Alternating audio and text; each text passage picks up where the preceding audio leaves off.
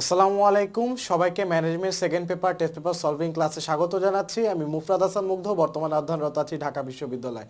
তো পূর্ববর্তী ক্লাসগুলোতে আমরা চ্যাপ্টার 3 পর্যন্ত আমরা কমপ্লিট করেছিলাম। আজকে আমরা দেখব চ্যাপ্টার 4। তো চলো দেরি না করে আমরা সলভ করা শুরু করি। আচ্ছা, চ্যাপ্টার 4 হচ্ছে সংগঠিতকরণ, এই চ্যাপ্টারটার নাম। তো চলো দেখি আমাদের কোন কোন সৃজনশীল কোন কোন টাইপের কোয়েশ্চেন আসে। হ্যাঁ, তো এখন আমরা যে কোয়েশ্চেনটা সলভ করব সেটা হচ্ছে 1 নম্বর প্রশ্ন, যেটা ঢাকা বোর্ড 2022 সালের 5 নম্বর প্রশ্নে এসেছিল। তো চলো প্রথমে আমরা দেখে নিই কোন কোন টাইপের কোয়েশ্চেনগুলো আছে। ক নম্বরে জানতে চাইছে যে আধুনিক ব্যবস্থাপনার জনককে। খ নম্বরে জানতে চাইছে যে অনানুষ্ঠানিক সংগঠন কেন প্রয়োজন হয়। গ নম্বরে জানতে চাইছে যে উদ্দীপকে বর্ণিত এনএইচএল নামক প্রতিষ্ঠানটির সাংগঠনিক কাঠামো কিরূপ ব্যাখ্যা করতে বলছে। ঘ নম্বরে বলছে যে উদ্দীপকে বর্ণিত সাংগঠনিক কাঠামোর পরিবর্তনের সিদ্ধান্তটি কি যৌক্তিক বলে মনে করো, তোমার মতামত দাও। অর্থাৎ ঘ অ্যানালাইসিস করে বুঝতে পারতেছি এটা যে টপিকটা থেকে আসছে সেটার নাম হচ্ছে সংগঠনের প্রকারভেদ। সংগঠনের প্রকারভেদ, প্রকারভেদ, হ্যাঁ, এখান থেকে আসে। আর এটা ইম্পর্টেন্ট একটা টপিক, এখান থেকেই আসে নর্মালি সৃজনশীলগুলো। সামনে যখন আমরা আরও সৃজনশীল সলভ করব এই জিনিসটা দেখতে পারবো। আচ্ছা চলো এখন আমরা দেখি উদ্দীপকে, দেখি কি আছে। উদ্দীপকে আছে যে এনএইচএল একটি নির্বাহী কেন্দ্রিক সংগঠন। প্রতিষ্ঠানের নির্বাহী সাদমান সাহেব একা সব কাজ করতে গিয়ে ভারাক্রান্ত বোধ করছেন। তিনি নানা কাজে দক্ষ হলেও কর্মী ব্যবস্থাপনায় দক্ষ নন, এই জন্য নানা রকম কাজ সম্পাদনে সবসময় দেরি হচ্ছে। এই অবস্থায় প্রতিষ্ঠানটির কাঠামো পরিবর্তন করে কয়েকজন বিশেষজ্ঞ কর্মকর্তা নিয়োগের সিদ্ধান্ত নেওয়া হয়েছে। তো এখন সংগঠন কাঠামোর প্রকারভেদের মধ্যে সরলরৈখিক সংগঠন, সরলরৈখিক ও পদস্থ কর্মী সংগঠন, তারপরে কার্যভিত্তিক সংগঠন, তারপরে ম্যাট্রিক্স সংগঠন, এগুলো হচ্ছে সংগঠন কাঠামোর প্রকারভেদ। তো আমরা জানি যে সরলরৈখিক, এটা প্রথমে ছিল সরলরৈখিক সংগঠন, যেহেতু নির্বাহী সাদমান সাহেবের নির্দেশে সব কাজ করত, কিন্তু পরবর্তীতে তার একজন বিশেষজ্ঞ দরকার হয়। তো এটা কিন্তু সরলরৈখিক ও পদস্থ কর্মী সংগঠনের সাথে মিলে যায়। তো আমরা যখন ইন ডিটেলস আমরা সলভে যাব তখন আমরা দেখতে পারবো। তো চলো দেরি না করে শুরু করি সলভ করা। আচ্ছা, তো ফার্স্টে কি কোয়েশ্চেন ছিল যে আধুনিক ব্যবস্থাপনার জনককে। তো আমরা জানি আধুনিক ব্যবস্থাপনার জনক হচ্ছে হেনরি ফেওল, আর বৈজ্ঞানিক ব্যবস্থাপনার জনক হচ্ছে এফ.ডব্লিউ. টেলর। আচ্ছা, বৈজ্ঞানিক ব্যবস্থাপনার জনককে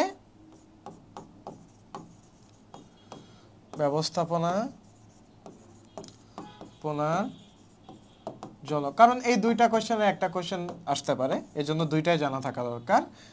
এফ.ডব্লিউ.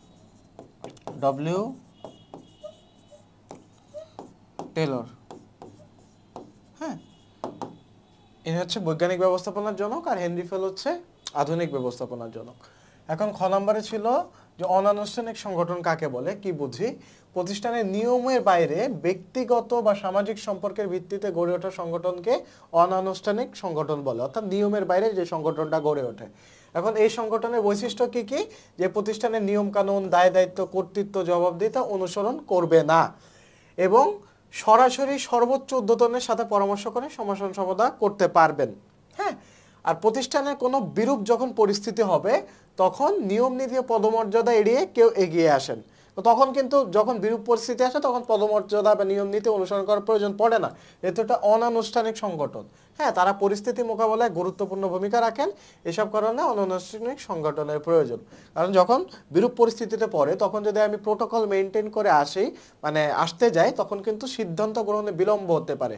তো সিদ্ধান্ত গ্রহণে বিলম্ব হলে কিন্তু তার প্রতিষ্ঠানটা ক্ষতির সম্মুখীন হতে পারে। তো এই ধরনের কেসের ক্ষেত্রে বা এই ধরনের সিনারিওর ক্ষেত্রে তোমার কিন্তু অনানুষ্ঠানিক সংগঠনের প্রয়োজন পড়বে। বোঝা গেল? এখন গ নম্বরে আসি। গ নম্বরে কি ছিল, যে উদ্দীপকে বর্ণিত এনএইচএল নামক প্রতিষ্ঠানটি সংগঠন কাঠামো কি। তো আমরা তো অলরেডি ব্যাখ্যা করেছি। তো দেখো এই যে উদ্দীপকে বর্ণিত এনএইচএল নামক প্রতিষ্ঠানটির সাংগঠনিক কাঠামো সরলরৈখিক, কারণ যেহেতু সাদমানের নির্বাহীর নির্দেশে সবকিছু হচ্ছিল, তো এটা কিন্তু সরলরৈখিক সংগঠনের বৈশিষ্ট্যের সাথে মিলে যায়।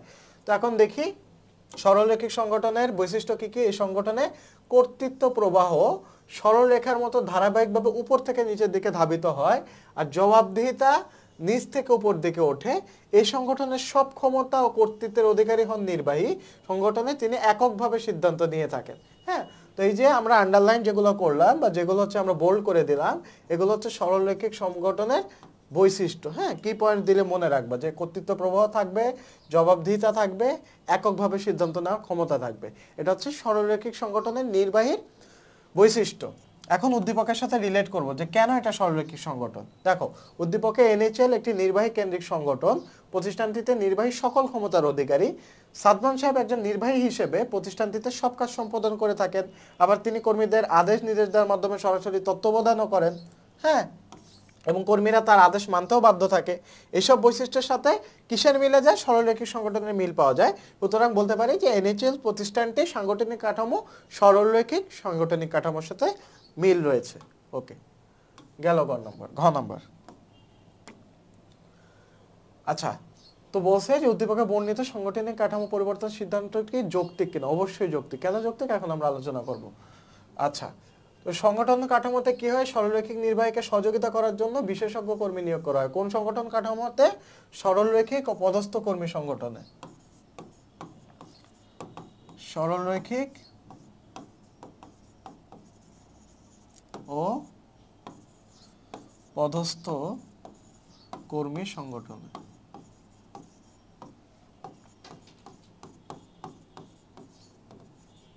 হ্যাঁ, এখানে তোমার বিশেষজ্ঞ কর্মী দরকার হয়। বিশেষজ্ঞ কর্মী নির্বাহীকে শুধু পরামর্শ বা উপদেশ দিয়ে থাকেন, ফলে নির্বাহী সঠিক সিদ্ধান্ত নিতে পারেন।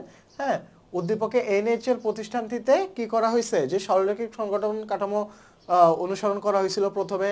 যেহেতু সাদমান সাহেব একা কাজ করতেন এবং এই একা কাজ করতে করতে তিনি মানে তার একটু বেশি প্রেশার ফিল হয়ে যাচ্ছে, জন্য ভারাক্রান্ত বোধ করছেন এবং তিনি কর্মী ব্যবস্থাপনা অদক্ষ।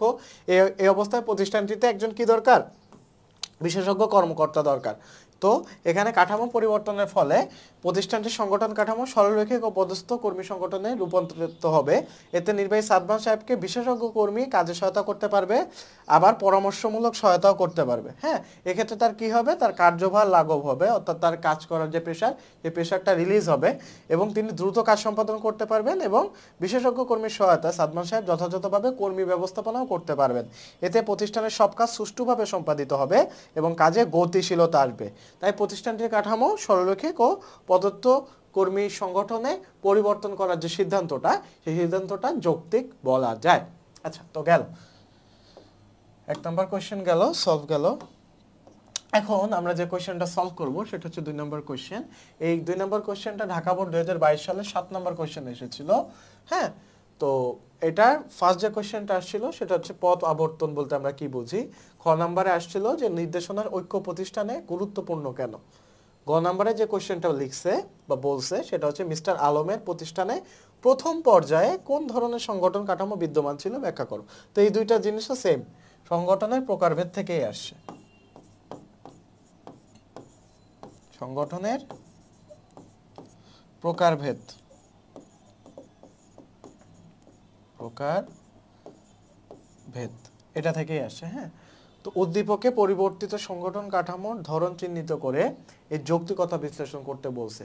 তো এখন চলো আমরা উদ্দীপকটা দেখে নিই। উদ্দীপকে আছে যে মিস্টার আলমের প্রতিষ্ঠানে 3 ধরনের পণ্য প্রস্তুত হয়। এই পি পণ্যের চাহিদা বেশি হয়, উৎপাদন ও বিক্রয় বিভাগ একটি পণ্য নিয়ে বেশি ব্যস্ত থাকে। আচ্ছা, উৎপাদন ও বিক্রয় বিভাগ একটি পণ্য নিয়ে বেশি ব্যস্ত থাকে। পি পণ্যের উপর নির্ভরশীলতা কমানো এবং কিউ আর পণ্যের বিক্রয় প্রসার লক্ষ্যে পি কিউ আর পণ্যের জন্য একজন করে ব্যবস্থাপক নিয়োগ দেন। ওকে, এটা বোঝা যাচ্ছে কোন ধরনের সংগঠন। উৎপাদন ও বিক্রয় বিভাগ সহ পূর্ববর্তী বিভাগগুলো পণ্য ব্যবস্থাপকের ফরমায়েশ ও প্রত্যাশা অনুযায়ী কাজ সম্পাদনের নির্দেশ দেন। তাহলে বোঝা যাচ্ছে এটা 2 ধরনের ব্যবস্থাপক আছে, একটা হচ্ছে পণ্য ব্যবস্থাপক আর একটা হচ্ছে নর্মাল ব্যবস্থাপক। হ্যাঁ, তো চলো আমরা সলভ করতে করতে এটার অ্যান্সার জেনে নিব। তো পদ আবর্তন কি? পদ আবর্তন বলতে আমরা মূলত কি বুঝি? যে সমপর্যায়ের বিভিন্ন ধরনের কাজ শেখানোর জন্য কর্মীকে যখন একটা দায়িত্ব থেকে অন্য দায়িত্ব দিয়ে দেওয়া হয় তখন সেটাকে পদ আবর্তন বলে। হ্যাঁ, এটা হচ্ছে এক ধরনের প্রশিক্ষণ। কিভাবে প্রশিক্ষণ দিবে? যে সমপর্যায়ের বিভিন্ন পর্যায়ে, ধরো তুমি অর্থ বিভাগে ছিলা, তোমাকে দিয়ে দেওয়া হলো উৎপাদন বিভাগে, তাহলে তোমার সেম দায়িত্ব, কিন্তু অর্থের জায়গায় তোমার উৎপাদন নিয়ে কাজ করতে হবে।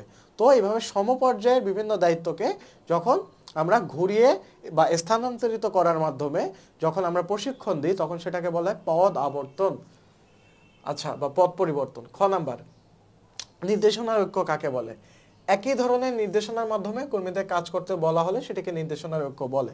আচ্ছা, অর্থাৎ ধরো তোমার স্কিল আছে কম্পিউটার রিলেটেড, তোমার যে জিনিসটাতে স্কিল নাই ওই রিলেটেড আমি তোমাকে নির্দেশনা দিলাম, তাহলে কিন্তু হবে না। আমি তোমাকে বলবো একটা জিনিসের, প্রত্যেকটা জিনিসের নির্দেশনার পর্যায়ে আছে। হ্যাঁ, আমি তোমাকে পিসি ওপেন না করে এই পিসিতে তোমার কোডিং করতে বলবো না। তো পিসিতে কোডিং করতে হলে তোমাকে অবশ্যই প্রথমে পিসি ওপেন করতে হবে, তারপরে পাসওয়ার্ড দিয়ে পিসিতে ঢুকতে হবে, তারপরে তোমার কোডিংয়ের যে অ্যাপটা আছে ওইটাতে ঢুকতে হবে। তো প্রত্যেকটার একটা স্টেপ বাই স্টেপ আছে, একটা যেটা একটা আর একটার সাথে রিলেটেড, একটা ছাড়া আর একটা করা যাবে না। তো এই জিনিসটা হচ্ছে নির্দেশনার ঐক্য, যে নির্দেশনার পূর্ববর্তী নির্দেশনার সাথে মিল রেখে পরবর্তী নির্দেশ দেওয়াকে নির্দেশনার ঐক্যের নীতি বলা হয়। আচ্ছা, তো এখানে নির্দেশনার নীতি এখানে ব্যাখ্যা করছে, চলো দেখি। সব শ্রেণী ও বিভাগের কর্মীদের একই রকম দিক নির্দেশনা দিতে হয়, এতে প্রতিষ্ঠানের সবার একই উদ্দেশ্যে কাজ করেন, আর কাজের ধরন ও পদ্ধতি একই হলে দ্রুত কাজ সম্পাদন করা যায়, এতে যথাসময়ে মানসম্মত কাজ করা যায়। তাই প্রতিষ্ঠানে নির্দেশনার ঐক্য নীতিটা অনেক গুরুত্বপূর্ণ। বোঝা গেছে? তো গেল খ নাম্বার।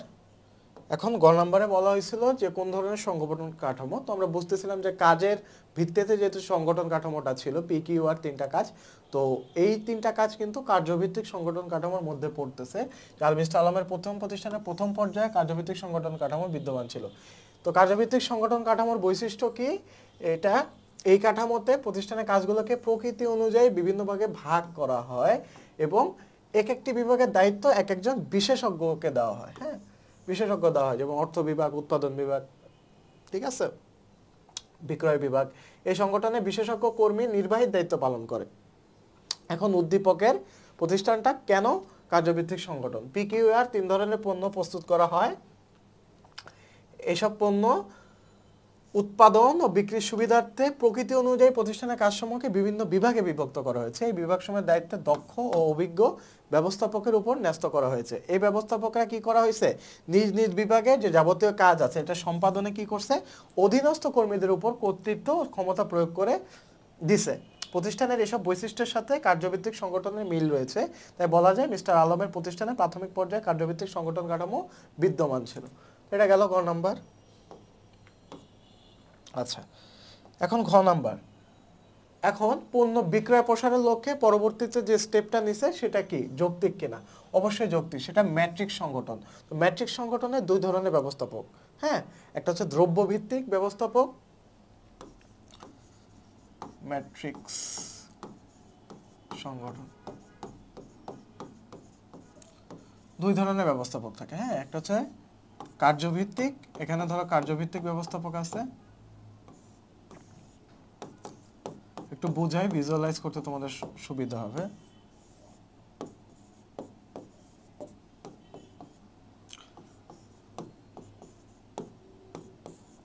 তো এই ব্যবস্থাপকরা হচ্ছে দ্রব্য ভিত্তিক ব্যবস্থাপক, দ্রব্য ভিত্তিক, আর এরা হচ্ছে কার্যভিত্তিক ব্যবস্থাপক।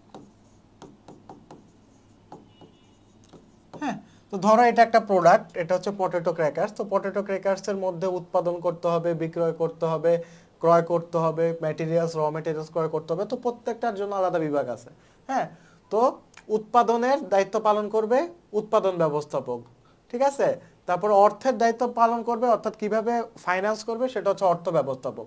তো এই সব ব্যবস্থাপক যে পরে জবাব দিয়ে দিবে দ্রব্যভিত্তিক ব্যবস্থাপককে, অর্থাৎ এই পটেটো ক্র্যাকার্সটা ঠিকঠাক মতো লঞ্চ হওয়ার জন্য দ্রব্যভিত্তিক ব্যবস্থাপক করে দেওয়া হয়েছে। তো এইভাবে প্রজেক্ট X, Y, Z এভাবে প্রজেক্ট বেসিসে করে দেওয়া হয়েছে। হ্যাঁ, তো এটাকে বলা হয় ম্যাট্রিক্স সংগঠন। আচ্ছা, তো এই সংগঠনে কাজকে, এই সংগঠনে কার্যভিত্তিক ব্যবস্থাপক ও প্রকল্প ভিত্তিক ব্যবস্থাপক দু ধরনের কর্তৃপক্ষ থাকে। এতে প্রতিটি বিভাগকে সমানভাবে গুরুত্ব দেওয়া সম্ভব হয় এবং পণ্য উৎপাদনকারী প্রতিষ্ঠানের ক্ষেত্রে এই সংগঠন অত্যন্ত উপযোগী। হ্যাঁ, এখন উদ্দীপকের মিস্টার আলমের প্রতিষ্ঠানে তিন ধরনের পণ্য প্রস্তুত করা হয়। এখন কিউআর উৎপাদন ও বিক্রয় প্রসারে তেমন গুরুত্ব দেওয়া হচ্ছে না, বেশিরভাগ পণ্যের পি পণ্যের চাহিদাটা বেশি আছে, এজন্য কিউআর আর এর প্রতি অতটা বেশি ফোকাস দেওয়া সম্ভব হচ্ছে না। তো যাতে প্রত্যেকটা পণ্যের গুরুত্ব পায় এবং প্রত্যেকটা পণ্য ঠিকঠাক মতো উৎপাদিত হয়, এজন্য কি করছে? ম্যাট্রিক্স সংগঠনে পরিণত করছে। কিভাবে পরিণত করছে? যে তিনি একজন বিক্রয় ব্যবস্থাপক নিয়োগ দিয়েছেন, আর প্রতিষ্ঠানটির উৎপাদন ও বিক্রয় বিভাগ সহ অন্যান্য বিভাগগুলোকে তিনি পণ্য ব্যবস্থাপকদের ফরমাইশ বা প্রত্যাশা অনুযায়ী কাজ সম্পাদনের নির্দেশ দিয়েছেন। হ্যাঁ, এক্ষেত্রে পরবর্তীতে প্রতিষ্ঠানটিকে ম্যাট্রিক্স সংগঠন কাঠামোতে রূপান্তরিত করা হয়। কেন ম্যাট্রিক্স সংগঠন কাঠামোতে রূপান্তরিত করা হয়েছে বা কেন এটাকে আমরা ম্যাট্রিক্স সংগঠন বলবো?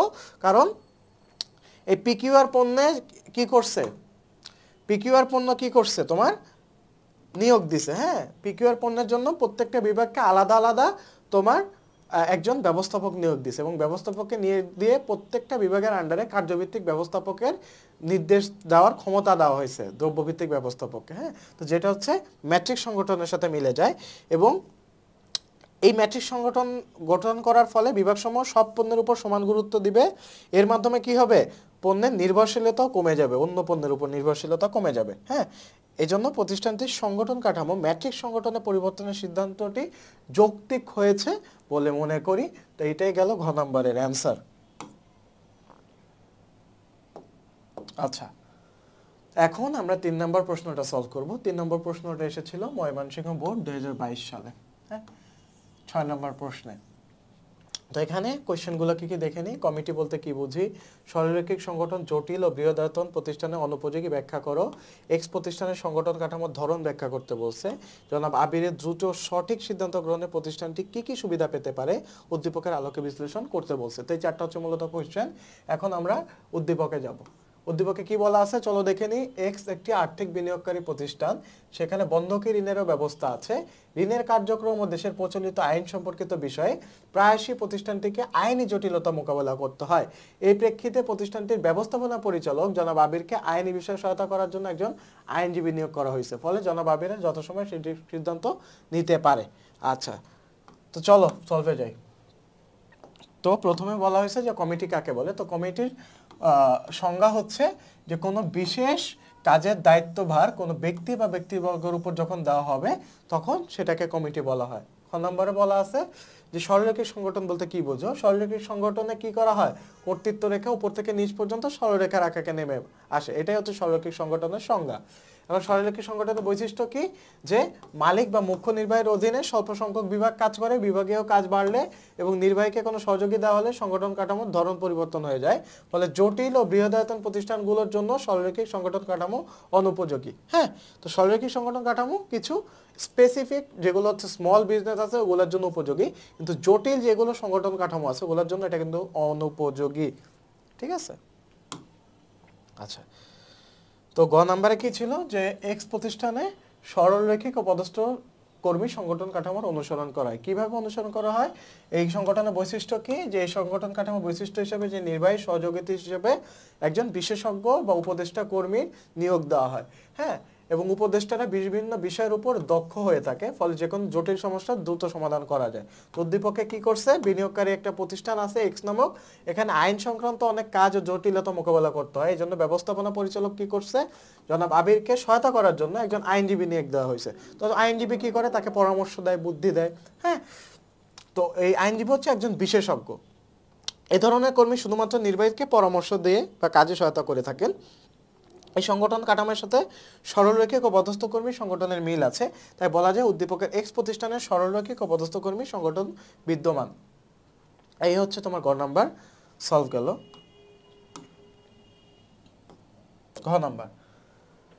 ঘ নাম্বারে কি আছে, যে জনাব আবিরের দ্রুত সঠিক সিদ্ধান্ত গ্রহণে প্রতিষ্ঠানটি সরলরৈখিক ও পদস্থ কর্মী সংগঠনের বেশ কিছু সুবিধা পেতে পারে বলে আমি মনে করি। হ্যাঁ, তো সরলরৈখিক ও পদস্থ কর্মী সংগঠনের জন্য কি কি সুবিধা পেতে পারে, তো এই সংগঠনে তোমার বিশেষজ্ঞ কর্মী নিয়োগ দেওয়া হয়, এতে সরলরৈখিক কর্মকর্তা নির্বাহীরা ক্ষমতা পেয়ে থাকেন, আর উপদেষ্টারা নির্বাহীকে শুধুমাত্র পরামর্শ দিতে পারেন। উদ্দীপকের এক্স একটি আর্থিক বিনিয়োগকারী প্রতিষ্ঠান, যেখানে কি করা হয়েছে, বন্ধকি ঋণের ব্যবস্থা আছে। এর জন্য প্রচুর আইনি জটিলতা মোকাবেলা করতে হয় প্রতিনিয়ত। এই কাজগুলো দেখাশোনা করেন হচ্ছে আবির, কিন্তু তার এই বিষয়ে বিশেষজ্ঞ একজনের সাহায্যের প্রয়োজন ছিল। এই জন্য কি করে, একজন আইনজীবীকে বিশেষজ্ঞ হিসেবে নিয়োগ দেন। তো নিয়োগ দেওয়ার ফলে তোমার সংগঠনটা কি হয়, সরলরৈখিক ও পদস্থ কর্মী সংগঠনে পরিণত হয়ে যায়। হ্যাঁ, এই জন্য দুজনের মিলিত চেষ্টায় সিদ্ধান্ত না আরও বেশি সহজতর হয়ে যায় এবং সিদ্ধান্ত দ্রুত নিতে পারে, দ্রুত সিদ্ধান্ত গ্রহণে বিভিন্ন সুবিধা পেতে পারে। হ্যাঁ, তো এই যে ইয়াটা ছিল, যে কোশ্চেনটা ছিল যে জনাব আবিরের দ্রুত সঠিক সিদ্ধান্ত গ্রহণে এই যে তার একটা সাংগঠনিক কাঠামো পরিবর্তন, এটা দরকার ছিল বা উপযুক্ত ছিল বলে মনে করা হয়।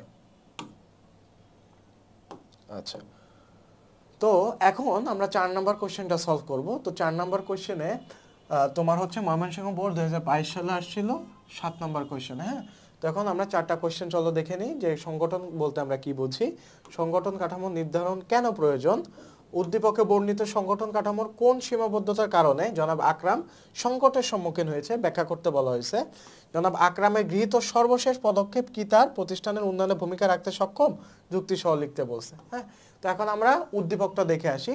জনাব আকরাম 15 বছর আগে 50 জন কর্মী নিয়ে একটা প্রতিষ্ঠান নির্মাণ গঠন করেন। এখানে সরলরেখী সংগঠন কাঠামো থাকায় পরিচালনা করতে সহজ হয়, কিন্তু বর্তমানে তার শ্রমিক কর্মীর সংখ্যা বেড়েছে, কার্যভার বেড়েছে, পারিবারিক প্রয়োজনে 1 সপ্তাহের অবকাশ প্রয়োজন হলে তার অবর্তমানে সিদ্ধান্ত গ্রহণ করার প্রক্রিয়া বিঘ্নিত হয়, যেহেতু এটা সরলরেখী সংগঠন। তাই তিনি কি করছেন, প্রতিষ্ঠানটিকে 3টি প্রধান বিভাগে ভাগ করে দিয়ে 3 জন অভিজ্ঞ ও দক্ষ ব্যক্তিকে বিভাগীয় প্রধানের দায়িত্ব দিয়েছেন। তো তার সংগঠন কাঠামোটা সরলরৈখিক থেকে কার্যভিত্তিকে চেঞ্জ হয়ে গেছে। হ্যাঁ, তো আমরা চলো সলভে দেখে নিই। আচ্ছা, তো প্রথমে সংগঠন কাকে বলে বলা হয়েছে যে সংগঠন হচ্ছে নির্দিষ্ট লক্ষ্য অর্জনে একাধিক ব্যক্তির সংঘবদ্ধতা এবং পারস্পরিক সম্পর্ক নির্ধারণ করার কাঠামোবদ্ধ ও প্রাতিষ্ঠানিক রূপ। হ্যাঁ, এটা কি একটা প্রাতিষ্ঠানিক রূপ বা কাঠামোবদ্ধ একটা প্রাতিষ্ঠানিক রূপ, এটা হচ্ছে সংগঠন। আর সংগঠন কাঠামো কি, যে প্রতিষ্ঠানে নিয়োজিত বিভিন্ন বিভাগ উপবিভাগ ও কর্মীদের পারস্পরিক সম্পর্কের ধরন বা একটা প্যাটার্ন বলা যায়। এর মাধ্যমে কি করা হয়, বিভিন্ন স্তর বিভাগ উপবিভাগ এবং ক্ষমতা প্রবাহের চিত্র প্রদর্শিত হয়। এতে কি করা হয়, দায়িত্ব বিভাজন হয় বলে উদ্দেশ্য অর্জনও সহজ হয়ে যায়। এছাড়া ব্যবস্থাপনার সমন্বয় নিয়ন্ত্রণ কাজ দ্রুত করা যায়। তাই সংগঠন কাঠামো অবশ্যই একটা প্রতিষ্ঠানের জন্য গুরুত্বপূর্ণ। ওকে, এখন গ নাম্বারে বলছে যে উদ্দীপকে বর্ণিত সংগঠন কাঠামোর কার্যভার বৃদ্ধির সীমাবদ্ধতার জন্য মিস্টার আকরাম সংকটের সম্মুখীন হয়েছেন। অর্থাৎ কিসের জন্য সংকটের সম্মুখীন হয়েছেন, কার্যভার বৃদ্ধির সীমাবদ্ধতার জন্য। যেহেতু তার পক্ষে এত কিছু মেনটেন করা বা দেখা পসিবল হচ্ছিল না, এটা কিন্তু তার একটা সীমাবদ্ধতা। আচ্ছা, তো সরলরৈখিক সংগঠনের বৈশিষ্ট্য এখানে লিখছে যে কোনো বিশেষজ্ঞ ছাড়াই কাজ করে, এতে তার কাজের পরিমাণ বাড়ে। হ্যাঁ, কাজের বাড়তি কাজের দায়ভার নির্বাহীতে একাই বহন করতে হয়। এজন্য নির্বাহী কি হয়, তার অতিরিক্ত কাজের মধ্যে থাকে, এজন্য যা প্রতিষ্ঠানের জন্য সবসময় মঙ্গলজনক নয়। এখন উদ্দীপকে মিস্টার আকরাম কেন সরলরৈখিক সংগঠনের মধ্যে পড়ে মিস্টার আকরাম, এবং এই মিস্টার আকরামের কি কি সমস্যা আছে বা যেটা কারণে তার প্রতিষ্ঠান সংকটের মুখে পড়তেছে, চলো এটা আমার রিলেট করতে হবে। যে তিনি 50 জন কর্মী নিয়ে একজন প্রতিষ্ঠান নির্মাণ করেন এবং তিনি সরলরৈখিক সংগঠন কাঠামো অনুসরণ করেন, কিন্তু তার প্রতিষ্ঠানে শ্রমিক কর্মীর সংখ্যা বেড়ে গেছে, কাজের পরিধি বেড়ে গেছে এবং বাড়তি শ্রমিকদের পরিচালনা কাজ সম্পাদন তাকেই করতে হচ্ছে, যার কারণে তার কাজের প্রেশার বেড়ে গেছে। হ্যাঁ, তারপর তিনি প্রতিষ্ঠানের সব ক্ষমতার অধিকারী হয়, তার অবর্তনের মানে প্রতিষ্ঠানটি সিদ্ধান্ত নিতে পারে না, যার কারণে সিদ্ধান্ত নিতে বিলম্ব হয়। হ্যাঁ, সুতরাং সরলরৈখিক সংগঠনের অসুবিধা হিসেবে কার্যভার বাড়ার জন্য তিনি এই সমস্ত সমস্যার সম্মুখীন হয়েছেন। তো এ গেল গ নাম্বার। এখন আমরা ঘ নাম্বার দেখব যে মিস্টার আকরামের গৃহীত কার্যভিত্তিক সংগঠনটি তার প্রতিষ্ঠানের উন্নয়নে ভূমিকা রাখবে। যে বলছিলাম যে কার্যভিত্তিক সংগঠনে রূপান্তরিত হয়ে গেছে, কারণ কাজ অনুযায়ী একজন ব্যবস্থাপক তিনি সেট করে দিয়েছেন। হ্যাঁ, তো কার্যভিত্তিক সংগঠনের বৈশিষ্ট্য কি কি, যে কাজকে বিভিন্ন ভাগে ভাগ করা হয়, এরপর প্রত্যেক বিভাগে একজন বিশেষজ্ঞ ব্যক্তিকে নির্বাহীর দায়িত্ব দেওয়া হয়। এতে কাজের বিশেষায়নের সুযোগ তৈরি হয়। কিসের সুযোগ তৈরি হয়, বিশেষায়নের সুযোগ তৈরি হয়, ফলে কাজের গতিশীলতা বাড়ে। যাকে যে বিভাগের দায়িত্ব দেওয়া হয় ওই বিভাগ খুব দ্রুত কাজ করতে পারে। তো উদ্দীপকে কি করছে, যে আকরাম হচ্ছে সরলরৈখিক সংগঠন কাঠামো আগে অনুসরণ করতেন, কিন্তু কাজের ভার বাড়ায় প্রতিষ্ঠানটির সংগঠন কাঠামোতে পরিবর্তন আনেন। এক্ষেত্রে তিনি 3টা ভাগে ভাগ করে 3 জনকে দক্ষ ব্যক্তিকে বিভাগীয় প্রধানের দায়িত্ব দেন। এখানে মিস্টার আকরাম কি করেন, প্রতিষ্ঠানের সংগঠন কাঠামোটি কার্যভিত্তিক সংগঠনে পরিবর্তন করেন। হ্যাঁ, ফলে কি হয়, কাজের ভার অনেকটা লাঘব হবে এবং নির্বাহী তার নিজ নিজ বিভাগে কাজ বারবার করার মাধ্যমে বিশেষজ্ঞ হয়ে উঠবেন। এই প্রতিষ্ঠানটি বিশেষায়নের সুবিধা ভোগ করবে, ফলে তার উদ্দেশ্য বা লক্ষ্য অর্জনও সহজ হবে। হ্যাঁ, উদ্দেশ্য অর্জন সহজ হবে। তাই তার এই পদক্ষেপ গুরুত্বপূর্ণ ভূমিকা পালন করবে বলে মনে করি। সো এটাই হচ্ছে তোমার ঘ নম্বরের অ্যান্সার। আচ্ছা, তো এখন আমরা 5 নম্বর প্রশ্নটা সলভ করব, যেটা রাজশাহী বোর্ড 2022 সালে আসছিল 6 নম্বর প্রশ্নে। তো এখানে 4টা কোয়েশ্চেন আগে দেখে নিই। কমিটি বলতে কি বুঝো, সংগঠন বলতে কি বুঝো, উদ্দীপকের প্রতিষ্ঠানটিতে বিশেষজ্ঞ কর্মী নিয়োগের পূর্বে কোন ধরনের সংগঠন কাঠামো বিদ্যমান ছিল, উদ্দীপকের প্রতিষ্ঠানে বিশেষজ্ঞ কর্মী নিয়োগের ফলে সংগঠন কাঠামোতে যে পরিবর্তন হয়েছে তা চিহ্নিত করো এবং পরিবর্তনের যৌক্তিকতা বিশ্লেষণ করো। হ্যাঁ, তো এই হচ্ছে মূলত আমার 4টা কোয়েশ্চেন। এখন আমরা উদ্দীপকটা দেখব। যে জনাব কালাম একটি স্বনামধন্য প্রতিষ্ঠানে প্রধান নির্বাহী পদে কর্মরত, তিনি প্রতিষ্ঠানের কাজগুলোকে প্রকৃতি অনুযায়ী ভাগ করে দক্ষ অভিজ্ঞ ব্যবস্থাপকের উপর ন্যস্ত করেন। বর্তমানে তিনি উৎপাদন বৃদ্ধি ও বাজার সম্প্রসারণের লক্ষ্যে পরিকল্পনা করেন। তাকে সহায়তা করার জন্য একজন বিশেষজ্ঞ কর্মী নিয়োগ দেন। তাহলে বোঝা যাচ্ছে এই বিশেষজ্ঞ কর্মী যেহেতু নিয়োগ দিছে, তাহলে এটা হচ্ছে সরলরৈখিক ও পদস্থ কর্মী সংগঠন। চলো, আচ্ছা, তো প্রথমে যে কোয়েশ্চেনটা আসছিল সেটা হচ্ছে কমিটি কাকে বলে। তো কমিটি হচ্ছে যখন বিশেষ কোনো সমস্যা থাকবে, সেই সমস্যার সমাধানের জন্য কয়েকজন ব্যক্তিবর্গ মিলে যখন একটা কমিটি গঠন করবে বা সমষ্টি হবে, তখন সেটাকে আমরা কমিটি বলি। আচ্ছা, বইয়ের ভাষায় দেখি তো কোনো সমস্যার সমাধান বা বিশেষ কোনো কাজের দায়িত্বভার কোনো ব্যক্তি বা ব্যক্তিবর্গের উপর যখন দেওয়া হবে, তখন ওই ব্যক্তিবর্গের সমষ্টিকে কমিটি বলা হয়। হ্যাঁ, তো এই হচ্ছে কমিটি সংগঠনের বৈশিষ্ট্য। আর সংগঠন কাঠামো কাকে বলে? বিভাগ, উপবিভাগ ও কর্মীদের মধ্যে পারস্পরিক সম্পর্কের ধরন বা প্যাটার্নটা যেটা, সেটাকে আমরা বলি সংগঠন কাঠামো। এই কাঠামোতে কি করা হয়? প্রতিষ্ঠানের উপর থেকে নিচ পর্যন্ত কর্মীদের অবস্থান, পদ, বিভাগ, উপবিভাগ সম্পর্কে জানা যায়। এতে কে কার অধীন, কে এই বিষয়ে ধারণা পাওয়া যায়। এছাড়া কর্মীদের কর্তৃত্ব প্রবাহ বিষয়েও জানা যায়। হ্যাঁ, তো হচ্ছে সংগঠন কাঠামোর সংজ্ঞা। খ নাম্বার গেল। এখন গ নাম্বারে কি বলা আছে? যে উদ্দীপকের প্রতিষ্ঠানটিতে কোন ধরনের সংগঠন বিদ্যমান ছিল, সেটা হচ্ছে বিশেষজ্ঞ কর্মী নিয়োগের আগে কার্যভিত্তিক সংগঠন কাঠামো বিদ্যমান ছিল। আর কার্যভিত্তিক সংগঠন কাঠামোর বৈশিষ্ট্য কি? যে কাজগুলোকে কাজের প্রকৃতি অনুযায়ী বিভিন্ন ভাগে ভাগ করা হয় এবং প্রতিটি বিভাগের দায়িত্ব একজন বিশেষজ্ঞের উপর দেওয়া হয়। এতে বিশেষজ্ঞরা নির্বাহী হিসেবে দায়িত্ব পালন করেন, ফলে বিশেষায়নের সুযোগ হয়। এখন উদ্দীপকের কালামের সাথে কিভাবে এটা কার্যভিত্তিক সংগঠন, সেটা একটু মানে আমার ম্যাচ করতে হবে। হ্যাঁ, তো প্রধান নির্বাহী তিনি প্রতিষ্ঠানের কাজগুলোকে প্রকৃতি অনুযায়ী বিভিন্ন ভাগে ভাগ করেন এবং এই বিভাগের দায়িত্ব তিনি দক্ষ অভিজ্ঞ ব্যবস্থাপকের উপর ন্যস্ত করেন এবং এর মাধ্যমে তিনি কি করেন? উক্ত ব্যবস্থাপকের নিজ নিজ দায়িত্ব বা বিভাগের পূর্ণ ক্ষমতা দিয়ে থাকেন, ফলে নির্বাহী হিসেবে দায়িত্ব পালন করেন যার যার ব্যবস্থাপকরা বা প্রতিটা বিভাগের ব্যবস্থাপকরা। এইসব বৈশিষ্ট্যের সাথে কার্যভিত্তিক সংগঠনের মিল পাওয়া যায়। তাই বলা যায় যে নিয়োগের যে সংগঠনটা আগে ছিল সেটা হচ্ছে কার্যভিত্তিক সংগঠন, সরি কালামের, হ্যাঁ কালামের সংগঠনটা ছিল কার্যভিত্তিক সংগঠন। আচ্ছা, তখন ঘ নাম্বারে পরবর্তীতে যে সংগঠনটা পরিণত হয় সেটা হচ্ছে সরলরৈখিক ও পদস্থ কর্মী সংগঠন। এখন সরলরৈখিক ও পদস্থ কর্মী সংগঠনের বৈশিষ্ট্যটা কি? যে এখানে তোমার প্রধান নির্বাহীকে সহায়তা করার জন্য একজন উপদেষ্টা নিয়োগ দেওয়া হয়। এই উপদেষ্টা জাস্ট পরামর্শ দিতে পারবে বা সিদ্ধান্ত গ্রহণে সাহায্য করতে পারবে, কিন্তু অর্ডার দিতে পারবে না। তার কাজ জাস্ট নির্বাহীর কাজগুলোকে সহজতর করা। হ্যাঁ, এক্ষেত্রে প্রধান নির্বাহী কার্যক্ষমতা, সব ক্ষমতা, কর্তৃত্ব অধিকারী হন আর পদস্থ কর্মী তার সহযোগী হিসেবে কাজ করেন। এখন উদ্দীপকে কি করছে? যে প্রকৃতি অনুযায়ী ভাগ করে দক্ষ অভিজ্ঞ ব্যবস্থাপকের উপর ন্যস্ত করেন, পরবর্তীতে পরিকল্পনা নেন বাজার সম্প্রসারণের। এক্ষেত্রে তার সহায়তার জন্য তিনি একজন বিশেষজ্ঞ কর্মী নিয়োগ দেন। প্রতিষ্ঠানে বিশেষজ্ঞ কর্মী যখন নিয়োগ দেওয়া হবে, ফলে প্রতিষ্ঠানটি সরলরৈখিক ও পদস্থ কর্মী সংগঠনে পরিণত হয়েছে। জনাব কালাম পরামর্শগত সুবিধার সাথে বিশেষজ্ঞ কর্মী নিয়োগ দিয়েছে এবং এই বিশেষজ্ঞ কর্মী তাকে কি করে? পরিকল্পনা সংক্রান্ত, উৎপাদন বাড়ানো এবং বাজার সম্প্রসারণে পরামর্শ দিতে থাকেন বা পারবেন। হ্যাঁ, এখানে জনাব কালাম বিশেষজ্ঞ থেকে যে পরামর্শ নিলেও তিনি নিজের ইচ্ছা মতো সিদ্ধান্ত নেবেন। আবার এই ধরনের বিশেষজ্ঞ কর্মী নিয়োগের ফলে প্রতিষ্ঠানটিতে নতুন মেধা ও বুদ্ধির আগমন ঘটবে। এসবের মাধ্যমে জনাব কালামের যে সিদ্ধান্ত নেওয়ার ক্ষমতা সেটা দ্রুততর হবে এবং সামগ্রিক উন্নতি সাধিত হবে প্রতিষ্ঠানের বা সংগঠনের। তাই প্রতিষ্ঠানটিতে বিশেষজ্ঞ কর্মী নিয়োগ দেওয়ার যে সিদ্ধান্তটা, সেটা সরলরৈখিক ও পদস্থ কর্মী সংগঠনে একটা পরিবর্তন করাটা যৌক্তিক বলে মনে হয়েছে। হ্যাঁ, এগুলো ঘ নাম্বার। এখন আমরা 6 নম্বর কোয়েশ্চেনটা সলভ করব। 6 নম্বর কোয়েশ্চেনটা হচ্ছে দিনাজপুর বোর্ড 2022 সালে এসেছিল 8 নম্বর প্রশ্নে। তো ক নম্বরে বলা আছে যে সংগঠন চার্ট বলতে কি বুঝো। খ নম্বরে বলা আছে একজন নেতাকে দূরদর্শী হতে কেন। ক নম্বরে বলা আছে উদ্দীপক উল্লেখিত ফিরোজের প্রতিষ্ঠানের সংগঠন কাঠামো কোন ধরনের। ঘ নম্বরে বলা আছে যে দুইটি প্রতিষ্ঠানের মধ্যে কোন সংগঠন কাঠামো উত্তম বলে তুমি মনে করো। মতামত দিতে বসে।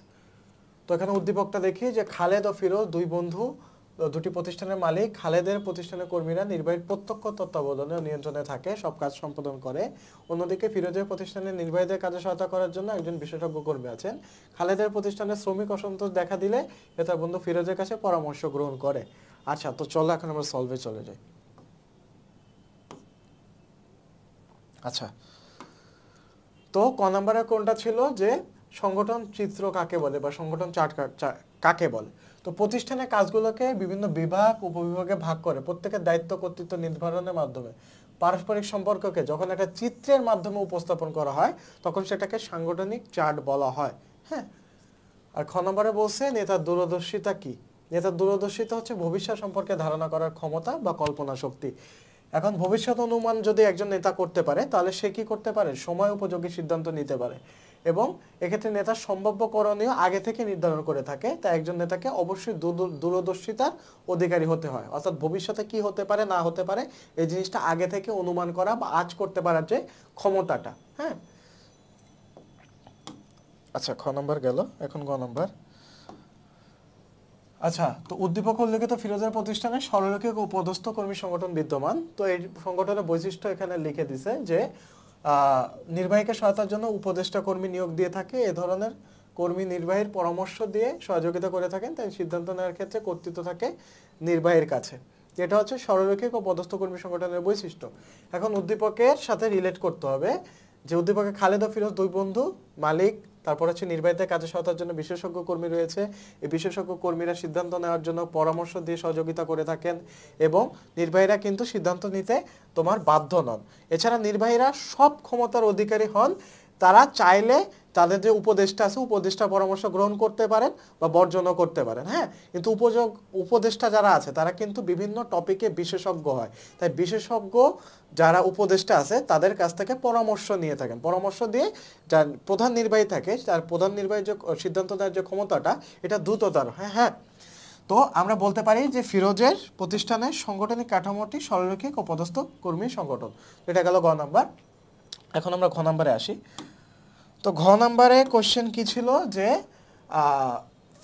তিনি যে সরলরৈখিক ও পদস্থ কর্মী সংগঠনে কনভার্ট করেছেন এটা সিদ্ধান্ত নেওয়াটা যৌক্তিক কিনা? তো অবশ্যই যৌক্তিক। তো উদ্দীপক উল্লেখিত দুইটি প্রতিষ্ঠানের মধ্যে ফিরোজের সরলরৈখিক ও পদস্থ কর্মী সংগঠনটি উত্তম। কেন উত্তম? কারণ সরলরৈখিক সংগঠনে শুধু সিদ্ধান্ত নেওয়ার ক্ষমতাটা জাস্ট নির্বাহের উপরে নির্ভর করে। হ্যাঁ, আর সরলরৈখিক ও পদস্থ কর্মী সংগঠনে বিশেষজ্ঞ যেহেতু থাকে তাই সিদ্ধান্তটা আরো বেশি অ্যাকুরেট হয়। তো দেখো, সরলরৈখিক সংগঠন নির্বাহী সব সিদ্ধান্ত নিয়ে থাকে, ফলে নির্বাহীর একক সিদ্ধান্ত অনেক সময় সঠিক ফল বয়ে আনতে পারে না। অন্যদিকে সরলরৈখিক ও পদস্থ কর্মী সংগঠনে বিশেষজ্ঞ কর্মী নির্বাহীকে যথাযথভাবে পরামর্শ দিয়ে সিদ্ধান্ত নিতে সহায়তা করেন, এতে নির্বাহী দ্রুত সময়ে সঠিক সিদ্ধান্ত নিতে পারেন। এখন উদ্দীপকের সাথে রিলেট করতে হবে যে উদ্দীপকে খালেদ ও ফিরোজ দুই বন্ধু, একটা প্রতিষ্ঠানের মালিক, এখানে মূলত তুলে দিছে তোমার উদ্দীপকটা। তো এখানে খালিদের প্রতিষ্ঠানে উক্ত সংগঠন কাঠামোর জন্য তার প্রতিষ্ঠানের শ্রমিক কর্মীরা অসন্তোষ প্রকাশ করেছে। এক্ষেত্রে ফিরোজ সরলরৈখিক ও পদস্থ কর্মী সংগঠন কাঠামো অনুসরণ করেন। এখন খালেদ প্রতিষ্ঠানের নির্বাহী কর্মীদের কথা বিবেচনা না করে একক সিদ্ধান্ত নেন। এতে কি করা হয়? এতে উক্ত প্রতিষ্ঠানের কর্মীরা অসন্তোষ প্রকাশ করে, মানে যা ইচ্ছা তাই করে বেড়ায়। হ্যাঁ, আবার এ সংগঠন কাঠামোতে নির্বাহী একক সিদ্ধান্ত নেওয়ার ফলে সিদ্ধান্ত নিতেও বেশি সময় লাগে, এজন্য এক্সিকিউট করতেও বেশি সময় লাগে। কিন্তু ফিরোজের প্রতিষ্ঠানে কর্মরত নির্বাহীদের কিন্তু অত সময় লাগে না। ঠিক আছে, অত সময় লাগে না, এতে সঠিক ও দ্রুতভাবে সিদ্ধান্ত নেওয়া সম্ভব হয়। এই কারণে প্রতিষ্ঠানের গতিশীলতা বজায় থাকে। তাই এইসব বিষয় যদি আমরা বিবেচনা করি তাহলে দুটি প্রতিষ্ঠানের মধ্যে ফিরোজের প্রতিষ্ঠানের সরলরৈখিক ও পদস্থ কর্মী সংগঠন কাঠামোটি উত্তম। ওকে, আচ্ছা, তো 6 নাম্বার আমরা সলভ করলাম। এখন হচ্ছে আমরা 7 নাম্বারটা সলভ করব। তো 7 নাম্বার কোশ্চেনটা আসছিল কুমিল্লা বোর্ড 2022 সালে, 5 নাম্বার প্রশ্ন আসছিল। তো ফার্স্টে আমরা দেখে নেব যে কোন কোন টাইপের কোশ্চেন আসছে। তো ক নাম্বারে বলছে যে ম্যাট্রিক্স সংগঠন বলতে আমরা কি বুঝি। খ নাম্বারে বলছে সংগঠন কাঠামো বলতে কি বোঝায় ব্যাখ্যা করতে বলছে। গ নাম্বারে বলছে যে উদ্দীপকে মার্ভেলাস ফ্যাশন লিমিটেড কোন ধরনের সংগঠন কাঠামো বিদ্যমান, অর্থাৎ ঘ হচ্ছে তোমার সংগঠন কাঠামোর প্রকারভেদ, সংগঠন কাঠামোর প্রকারভেদ এই টপিকটা থেকে আসে। হ্যাঁ, এই টপিকটা থেকে আসে। আচ্ছা, তো ঘ নাম্বারে মার্ভেলাস গার্মেন্টসের অগ্নিকাণ্ডের কারণ উদ্ঘাটনে কোন ধরনের সংগঠন কাঠামো ভূমিকা রাখতে বলে তুমি মনে করো, মতামত দিতে বলছে। আচ্ছা, তো এখন আমরা একটু উদ্দীপকটা পড়ে নিই যে মার্ভেলাস ফ্যাশন লিমিটেড একটি বৃহৎ রপ্তানিমুখী গার্মেন্টস কারখানা। উক্ত প্রতিষ্ঠানের কাজগুলো ক্রয়, উৎপাদন, বিক্রয়, অর্থ, মানব সম্পদ বিভাগে ভাগ করা হয়েছে। সংশ্লিষ্ট কাজে দক্ষ অভিজ্ঞ ব্যক্তিদের বিভাগগুলোর সার্বিক কর্তৃত্ব দায়িত্ব দেওয়া হয়েছে। প্রতিটি বিভাগের দায়িত্বপ্রাপ্ত ব্যবস্থাপকগণ কাজের ক্ষেত্রে সম্পূর্ণ কর্তৃত্বের সাথে দায়িত্ব পালনের ফলে প্রতিষ্ঠানটি দ্রুত আন্তর্জাতিক বাজারে খ্যাতি অর্জন করেন। হঠাৎ করে এক ভয়াবহ অগ্নিকাণ্ডে 1 কোটি টাকার পোশাক পুড়ে যায়, কিন্তু কর্তৃপক্ষ অগ্নিকাণ্ডের কারণ উদ্ঘাটনে ব্যর্থ হয়। তো এই হচ্ছে মোটামুটি সিনারিও উদ্দীপকের। তো এখন চলো আমরা সলভে চলে যাই। ম্যাট্রিক্স সংগঠন বলতে আমরা কি বুঝি? তো আমরা জানি ম্যাট্রিক্স সংগঠনে হচ্ছে প্রকল্প ভিত্তিক এবং তোমার দ্রব্য ভিত্তিক ব্যবস্থাপক থাকে। হ্যাঁ, যে সংগঠন কাঠামোতে কার্যভিত্তিক এবং দ্রব্যভিত্তিক সংগঠনের সমন্বয় গঠন করা হয় তাকে ম্যাট্রিক্স সংগঠন বলে। আর সংগঠন কাঠামো কাকে বলে? যে বিভিন্ন প্রতিষ্ঠানের বিভাগ উপবিভাগ কর্মীদের মধ্যে একটা পারস্পরিক সম্পর্কের যে প্যাটার্নটা আছে এই জিনিসটাকে সংগঠন কাঠামো বলে। এই কাঠামোতে কি করা হয়? প্রতিষ্ঠানের উপর থেকে নিচ পর্যন্ত কর্মীর অবস্থান, পদ, বিভাগ উপবিভাগ সম্পর্কে জানা যায়। এতে কে কার ঊর্ধ্বতন কে কার অধস্তন এই সম্পর্কে আমরা ধারণা পাই। এছাড়া কর্মীদের কর্তৃত্ব প্রভাব বিষয়েও জানা যায়। আচ্ছা,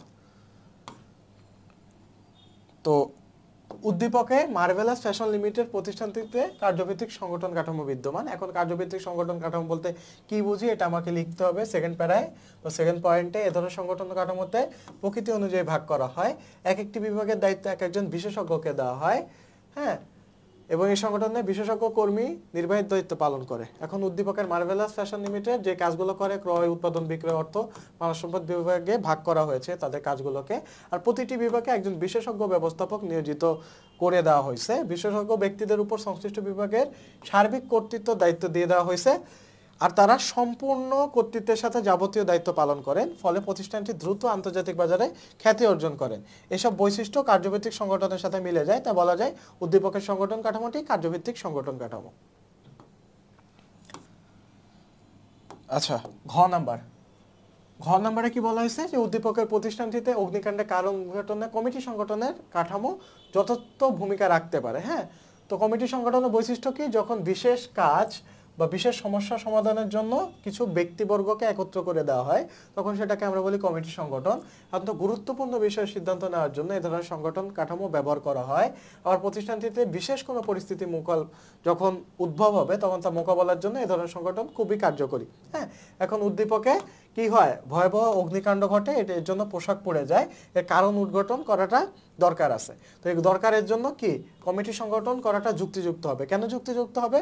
উক্ত কমিটির উদ্দেশ্যই হবে প্রতিষ্ঠান অগ্নিকাণ্ডের কারণ খুঁজে বের করা, এই প্রয়োজনীয় তথ্য সংগ্রহ করা। হ্যাঁ, এবং অগ্নিকাণ্ডের ফলে ক্ষতির আসল পরিমাণও তারা বের করতে পারবেন। এছাড়া ভবিষ্যতে যাতে এরূপ ঘটনা না ঘটে সেই ব্যাপারে তারা পরামর্শ দিতে পারবেন। তাই উল্লেখিত অগ্নিকাণ্ডের কারণ উদ্ঘাটনে কমিটির সংগঠন কাঠামো খুব গুরুত্বপূর্ণ একটা ভূমিকা রাখবে বা যথার্থ হবে। তো এই গেল ঘ নাম্বার। এখন আমরা 8 নাম্বার কোয়েশ্চেনটা সলভ করব। 8 নাম্বার কোয়েশ্চেনটা হচ্ছে চট্টগ্রাম বোর্ড 2022 সালে এসেছিল 6 নাম্বার প্রশ্নে। তো এখন আমরা কোয়েশ্চেনগুলো দেখে নিই যে কি কোয়েশ্চেন আসে। ক নাম্বারে আসছে যে সংগঠন কাঠামো বলতে আমরা কি বুঝি। খ নাম্বারে প্রকল্প বাস্তবায়নের ক্ষেত্রে ম্যাট্রিক্স সংগঠন উত্তম, এটা ব্যাখ্যা করতে বলছে। ক নাম্বারে মিস্টার শাওনের প্রতিষ্ঠানে আদর্শ সংগঠনের কোন বৈশিষ্ট্য বিদ্যমান ব্যাখ্যা করতে বলছে। ক নাম্বারে পদ্মা লিমিটেডের সমস্যা সমাধানের জন্য সংগঠনের কোন নীতিমালা প্রয়োগ করা যেতে পারে মতামত দিতে বলছে। হ্যাঁ, এই 4টা কোয়েশ্চেন। এখন আমরা চলো উদ্দীপকে যাই। মিস্টার শাওন পদ্মা লিমিটেডের প্রধান নির্বাহী। তিনি প্রতিষ্ঠানটির সাংগঠনিক কাঠামো সুন্দরভাবে তৈরি করেন, এতে সকল কর্মী পদ বিন্যাস ও পারস্পরিক সম্পর্ক সহজভাবে বুঝতে পারে এবং তাদের দায়িত্ব কর্তৃত্ব সম্পর্কে বুঝতে সমস্যা হয় না। প্রতিষ্ঠানটির কার্যপরিধি বাড়ায় কর্মীদের সংখ্যা বাড়ানো হয়েছে, এতে কিছু ব্যবস্থাপক তাদের অধীনে কর্মীদের পরিচালনা করতে চাপ অনুভব করছেন, তাই ব্যবস্থাপক তাদের লক্ষ্যমাত্রা অর্জন করতে পারছে না। তাই মিস্টার শাওন প্রতিষ্ঠানটি সংগঠন কাঠামো নিয়ে ভাবছেন। আচ্ছা, তো সংগঠন কাঠামো নিয়ে ভাবছেন। তো চলো আমরা শুরু করি সলভ। তো প্রথমে বলছে যে সংগঠন কাঠামো কাকে বলে। আমরা একটু প্রতিটা কোয়েশ্চেনে পড়ে আসছি যে বিভিন্ন বিভাগ উপবিভাগ ও কর্মীদের মধ্যে পারস্পরিক সম্পর্কের যে প্যাটার্ন সেটা হচ্ছে সংগঠন কাঠামো। খ নাম্বার, ম্যাট্রিক্স সংগঠন কাকে বলে? কার্যভিত্তিক ও দ্রব্যভিত্তিক সংগঠনের সমন্বয়ে তৈরি করা যে সংগঠনটা সেটা হচ্ছে ম্যাট্রিক্স সংগঠন। এক্ষেত্রে কি করা হয়? প্রকল্প ভিত্তিক ব্যবস্থাপক ও কার্যিক ব্যবস্থাপক একই সাথে কর্মরত থাকে। প্রকল্প ব্যবস্থাপকের কাজ কি? দ্রব্য সেবার উৎপাদন বিক্রয় সম্পর্কিত দায়িত্ব পালন। অপরদিকে কার্যভিত্তিক ব্যবস্থাপকের কাজ কি?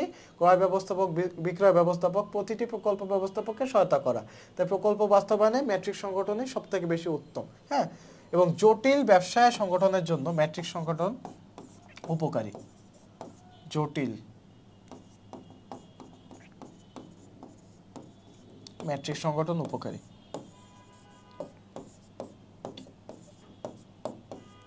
সংগঠন উপকারী। হ্যাঁ, তো গ নাম্বারে ডিরেক্ট চলে যাই। যে মিস্টার শাওনের প্রতিষ্ঠানে আদর্শ সংগঠনের সহজবদ্ধতার বৈশিষ্ট্য বিদ্যমান। এখন সংগঠনের বিভাগ, উপবিভাগ, স্তর, দায় দায়িত্ব, জবাবদিহিতা, কর্তৃত্ব প্রবাহ প্রভৃতি সুস্পষ্ট সহজবদ্ধ হওয়া উচিত। এগুলো এমন হতে হবে যাতে প্রতিষ্ঠানের সবাই যে যার কাজ সহজে বুঝতে পারে। এর মাধ্যমে প্রতিষ্ঠানের অভ্যন্তরে কর্মকর্তা কর্মচারীরা সঠিকভাবে তাদের দায়িত্ব পালন করতে পারবেন।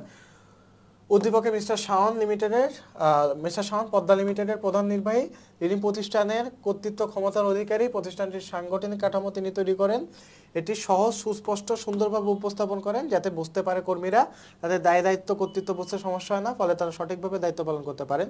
এসবের সাথে আদর্শ সংগঠনের সহজবদ্ধতা যে বৈশিষ্ট্য আছে, সহজবদ্ধতা সেটার মিল আছে। সুতরাং মিস্টার শাওনের প্রতিষ্ঠানে আদর্শ সংগঠনের সহজবদ্ধতার বৈশিষ্ট্যটার বিদ্যমান। হ্যাঁ, সরি ফর স্ট্যামলিং, আমি একটু টায়ার্ড, এজন্য হয়তো বা একটু কথা আটকে যাচ্ছে, তোমরা আশা করি এটা সহজভাবে নিবে। আচ্ছা, তো ঘ নাম্বার, পদ্মা লিমিটেডের সমস্যা সমাধানের জন্য সংগঠনের তত্ত্বাবধান পরিসরের নীতি প্রয়োগ করা যেতে পারে মনে করি। আচ্ছা, এখন তত্ত্বাবধান বা কাম্য তত্ত্বাবধান পরিসরের নীতিটা কি? যে এই নীতিতে প্রতিষ্ঠানের বিভিন্ন স্তরে নিয়োজিত ব্যবস্থাপকরা সরাসরি কতজন অবস্থানে কাজ তত্ত্বাবধান করবেন তা নির্দিষ্ট করে দেওয়া হয়। ধরো আমি একসাথে 20 জনকে মেনটেন করতে পারবো, আমাকে যদি 50 জন ধরায় দেওয়া হয় তাহলে কিন্তু আমি সবার দিকে সমানভাবে নজর দিতে পারবো না। তো এটা হচ্ছে কাম্য তত্ত্বাবধান পরিসরের নীতি। হ্যাঁ, এই নীতিতে একজন ব্যবস্থাপকের প্রত্যক্ষ তত্ত্বাবধানে কর্মরত অধীনস্থের সংখ্যা কাম্য সংখ্যা স্থির রাখা উচিত, এতে তিনি তার অধীনস্থের কাজ সঠিকভাবে তত্ত্বাবধান করতে পারেন। এখন উদ্দীপকে পদ্মা লিমিটেড তার কাজে পরিধি বাড়ার পাশাপাশি কর্মীদের সংখ্যা নিয়ে ভাবছেন। প্রতিষ্ঠানটিতে কর্মরত কিছু ব্যবস্থাপক তাদের অধীনস্থ কর্মীদের পরিচালনার চাপ অনুভব করছেন, ফলে ব্যবস্থাপকরা তাদের লক্ষ্যমাত্রা অর্জনে ব্যর্থ হচ্ছেন। এসব বিষয়ের কারণে প্রধান নির্বাহী মিস্টার শাওন প্রতিষ্ঠানটির সংগঠন কাঠামো নিয়ে ভাবছেন। মিস্টার শাওন প্রতিষ্ঠানটিতে তত্ত্বাবধান পরিসরের নীতি অনুসরণ করতে পারেন। এর মাধ্যমে তিনি কি করতে পারবেন? ব্যবস্থাপকদের তত্ত্বাবধানে কর্মরত কর্মীদের সংখ্যা একটা নির্দিষ্ট সংখ্যায় পরিণত করতে পারবেন। আর ব্যবস্থাপকরা তাদের অধীনে নির্দিষ্ট সংখ্যক কর্মী পেলে তাদের কাজে সহজ তদারকি করতে পারবেন, ফলে তার লক্ষ্যমাত্রা অর্জন করতে সক্ষম হবেন। আবার আরও কিছু ব্যবস্থাপক নিয়োগ করে তাদের তত্ত্বাবধানে কিছু কর্মীকে কাজ দিতে পারেন। তাই প্রতিষ্ঠানটিতে উক্ত সমস্যা সমাধানে সংগঠনের তত্ত্বাবধান পরিসরের নীতি প্রয়োগ করা যেতে পারে। হয়ে গেল ঘ নাম্বার। আচ্ছা, এখন আমরা 9 নম্বর কোশ্চেনটা দেখব, যেটা হচ্ছে চট্টগ্রাম বোর্ড 2022 সালে এসেছিল 8 নম্বর প্রশ্নে। হ্যাঁ, আমরা ফার্স্টে আগে 4টা কোশ্চেন দেখে নিই যে বিকেন্দ্রীকরণ বলতে কি বুঝি। বিশেষজ্ঞ কাজ সম্পাদনের জন্য কমিটি সংগঠন উত্তম, ব্যাখ্যা করো। জয়ের প্রতিষ্ঠানের সংগঠনটি কোন ধরনের, ব্যাখ্যা করো। আর উত্তম ও বিজয়ের সংগঠন কাঠামোর মধ্যে মূল পার্থক্যটি বিশ্লেষণ করো। আচ্ছা, তো এখন আমরা একটু উদ্দীপকটা দেখি যে 3 বন্ধু উত্তম, জয় ও বিজয় পড়ালেখা শেষ করে উদ্যোক্তা হয়েছে, গভীর বন্ধুত্ব সম্পর্ক হলেও দৃষ্টিভঙ্গিতে পার্থক্য আছে। হ্যাঁ, উত্তম তার প্রতিষ্ঠানে কি করে? সর্বোচ্চ স্তরে থেকে সর্বনিম্ন স্তর পর্যন্ত ক্ষমতা, কর্তৃত্ব, অগ্রাধিকারের ভিত্তিতে সাজান, এতে তার প্রতিষ্ঠানের শৃঙ্খলা বজায় থাকে, দ্রুত সিদ্ধান্ত নিতে পারে। জয় তার প্রতিষ্ঠানের সমগ্র কার্যাবলীকে কাজের সমদায়িত্বতার ভিত্তিতে বিভক্ত করেন এবং দক্ষ ব্যবস্থাপকের নিয়োগ দায়িত্ব দেন। অন্যদিকে বিজয় তার প্রতিষ্ঠানের মূল দায়িত্ব নিজ থেকে পালন করেন, তার প্রতিষ্ঠানের দায়িত্ব কর্তৃত্ব তার কাছ থেকে নিচের দিকে প্রবৃত্ত হয়, তবে তাকে পরামর্শ দেওয়ার জন্য একজন দক্ষ ব্যবস্থাপক নিয়োগ দেন। অর্থাৎ 3 ধরনের সংগঠন আছে, সরলরৈখিক সংগঠন, সরলরৈখিক পদস্থ আর কার্যভিত্তিক সংগঠন, 3টা সংগঠন আছে। হ্যাঁ, তো চলো কোশ্চেন দেখছি, আমরা উদ্দীপক দেখছি, এখন আমরা সলভে যাই। তো ক নম্বরে বলছে বিকেন্দ্রীকরণ কাকে বলে? যখন উচ্চ স্তর থেকে উচ্চ স্তরের ব্যবস্থাপনা হতে কেন্দ্রীভূত না রেখে বিভিন্ন স্তরের মধ্যে ছড়ায় দেওয়া হয়, তখন সেটাকে বলা হয় বিকেন্দ্রীকরণ। হ্যাঁ, আর খ নম্বর বলছে যে সংগঠন কাকে বলে? যে বিশেষ কাজ সম্পাদনের জন্য কয়েকজন ব্যক্তির সমন্বয়ে যে সংগঠন তৈরি করা হয়। সাধারণত কোনো গুরুত্বপূর্ণ বিষয় সিদ্ধান্ত নেওয়ার উদ্দেশ্যে কমিটি গঠন করা হয়। এছাড়া কোনো সমস্যা দেখা দিলে তার সমাধানের জন্য কমিটি গঠন করা হয়। এক্ষেত্রে সদস্যগণ নিজেদের মধ্যে মতামত বিনিময় করে চূড়ান্ত সিদ্ধান্ত নেয়। তাই বিশেষ কাজ সম্পাদনে কমিটি সংগঠনই উত্তম। আচ্ছা, তো জয়ের প্রতিষ্ঠানের সংগঠনটি কি ধরনের সংগঠন? কার্যভিত্তিক সংগঠন। হ্যাঁ, তো কার্যভিত্তিক সংগঠন কাঠামো কি করা হয়? প্রকৃতি অনুযায়ী কাজকে বিভিন্ন ভাগে ভাগ করা হয়, দায়িত্ব এক একজন বিশেষজ্ঞের উপর নেওয়া হয়। এই সংগঠনে বিশেষজ্ঞ কর্মীরাই নির্বাহীর ভূমিকা পালন করেন। তো উদ্দীপকে 3 বন্ধুর সংগঠন 3 রকম, এসব তো কার্যাবলীকে জয় কি করে, জয় তার প্রতিষ্ঠানের সমগ্র কার্যাবলীকে প্রকৃতি অনুযায়ী বিভিন্ন ভাগে ভাগ করেন। এসব বিভাগের দায়িত্বে তিনি দক্ষ ব্যবস্থাপক নিয়োগ দেন। এই ব্যবস্থাপকরা তাদের উপর ন্যস্ত বিভাগীয় দায়িত্ব পালন করেন। এক্ষেত্রে তারা উক্ত বিভাগের নির্বাহী হিসেবেও দায়িত্ব পালন করে থাকেন। আর এই কাজ সম্পাদনের লক্ষ্যে তারা তাদের বিভাগের অধীনস্থ কর্মীদের আদেশ নির্দেশ দিয়ে থাকেন। এসব যে বৈশিষ্ট্যগুলো বলা হলো, এই বৈশিষ্ট্যটা কার্যভিত্তিক সংগঠনের সাথে মিলে যায়। তাই বলা যায় যে জয়ের প্রতিষ্ঠানে কার্যভিত্তিক সংগঠনের বা মানে প্রতিফলন রয়েছে। হ্যাঁ, আচ্ছা, ঘ নাম্বার, এই উদ্দীপকে উত্তম বিজয়ের সংগঠন কাঠামোতে দক্ষ কর্মকর্তা নিয়োগ মূল পার্থক্য বলে মনে করি। দক্ষ কর্মকর্তা যে নিয়োগ দেওয়া হয়েছে এটাই মূল পার্থক্য। আচ্ছা চলো এখন আমরা একটু তুলনামূলক বিশ্লেষণ করি যে সরকারি সংগঠন কাঠামোতে ঊর্ধ্বতনের দায়িত্ব কর্তৃত্ব বেশি থাকে এবং একক সিদ্ধান্ত নিয়ে অনেক সময় সমস্যায় পড়েন এই সংগঠনে।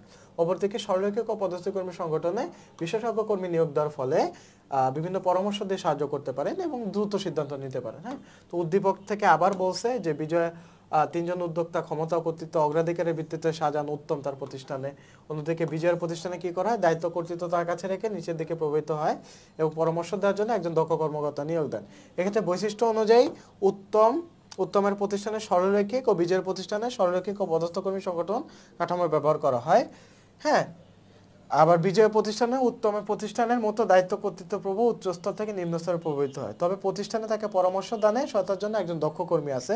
উত্তমের প্রতিষ্ঠানে এরকম বিশেষজ্ঞ কর্মী নেই। সুতরাং এই একটা জায়গায় তাদের পার্থক্য যে একজন বিশেষজ্ঞ কর্মী আছে, উত্তমের প্রতিষ্ঠানে বিশেষজ্ঞ কর্মীটা নাই।